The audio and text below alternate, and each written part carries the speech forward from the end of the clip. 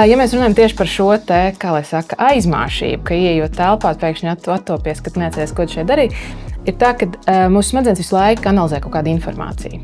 Ja mēs visu laiku redzam daudz objektus, daudz informācijas, ikdienā kaut kas tā kā notiek, mums kaut ko saka, un smadzenes visu to filtrē un sašķiro. Tā ir īslaicīga atmiņa, un tad no īslaicīgās atmiņas mēs kaut ko ieliekam ilgtermiņa atmiņā, lai tālāk to visu atcerētos.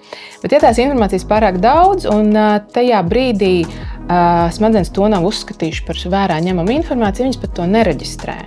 Un līdz ar to dažreiz šī ieiešana istabā un pēkšņi atcerēšanās, tas ir kaut kāds automātisks kustības vai lietas, ko mēs esam runājuši, ko smadzenes pat neuztver, ka vajadzēja noglabāt kā informāciju. Un tad vienkārši mēs to automātiski izdaram, attopamies, ka mums taču kaut ko vajadzēja darīt, bet mēs vienkārši smadzenes pat nebija pievērsušas uzmanību tam, ka man bija uz to jānofokusējās un tas jāizdara. Un tas dažreiz ir no tā pārāk lielā informācijas apjoma, kas mums šobrīd mūsdienās ir ārkārtīgi no visām pusēm tiek bombardēts.